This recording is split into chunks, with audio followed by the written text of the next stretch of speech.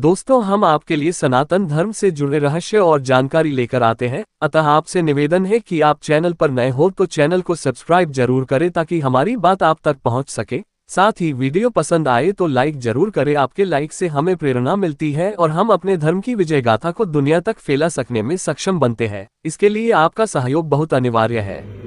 चलिए शुरू करते हैं। महाभारत काल में गांधार अफगानिस्तान में ही स्थित था। इसे साबित करने वाले तथ्यों में से एक ये है कि देश के शहरों में से एक को अभी भी कंधार के नाम से जाना जाता है।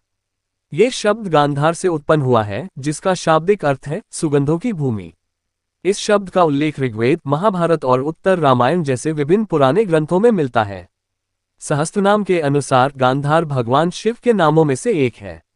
ये भी माना जाता है कि गांधार के पहले निवासी शिव के भक्त थे।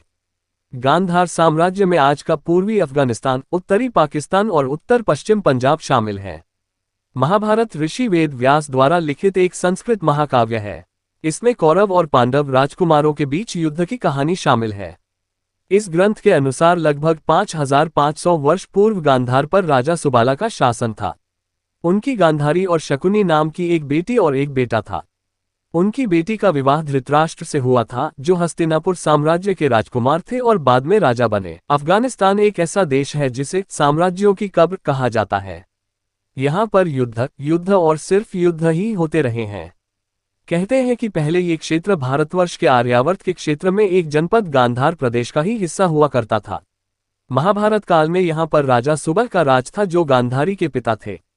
कहते हैं कि राजा सुबह की पुत्री गांधारी ने धृतराष्ट्र से मजबूरीवश विवाह किया था। इसका कारण भीष्म थे। अंधे महाराज धृतराष्ट्र के लिए भीष्म ने गांधार नरेश की राजकुमारी का बलपूर्वक विवाह धृतराष्ट्र से कराया था। गांधारी के पुत्रों को कौरव पुत्र कहा गया, लेकिन उनमें से एक भी कौरववंशी नहीं था। धृतराष्ट्र और गांधारी के 99 पुत्र और एक पुत्री थी, जिन्हें कौरव कहा जाता था। गांधारी ने वेदव्यास से पुत्रवती होने का वरदान प्राप्त किया था। इस वरदान के चलते ही गांधारी को 99 पुत्र और एक पुत्री मिली थी। उक्त सभी संतानों की उत्पत्ति 2 वर्ष बाद कुंडों से हुई थी। गांधारी की बेटी का नाम दुश्ला था। गांधारी जब गर्भवती थी तब धृतराष्ट्र ने एक दासी के साथ सहवास किया था, जिसके चलते युयुत्सु नामक पुत्र का जन्म हुआ।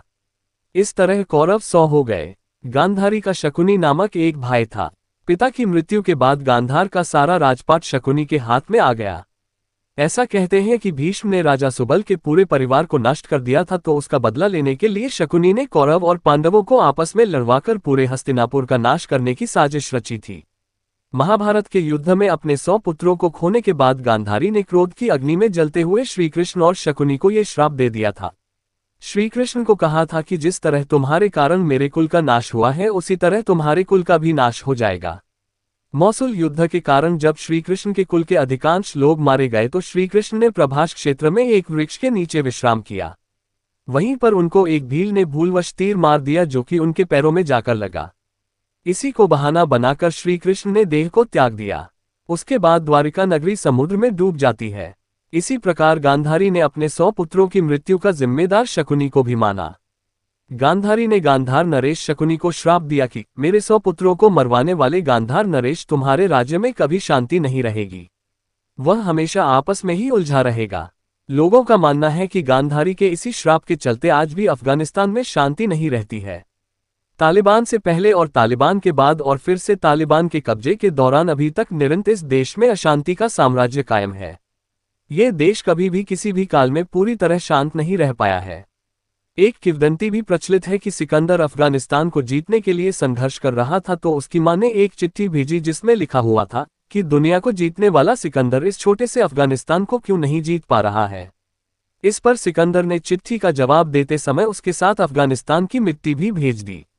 कहते हैं कि वो मिट्टी जब सिकंदर के गांव मकदूनिया में पहुंची तो वहां भी झगड़े शुरू हो गए। यानी अफगानिस्तान के लोग हमेशा लड़ते रहेंगे, पहले विदेशियों से, और जब वो नहीं मिलेंगे तो आपस में ही लड़ते मरते रहेंगे। ये सब गांधारी के श्राप के कारण हुआ है, जो महाभारत काल से चलता आ रहा है।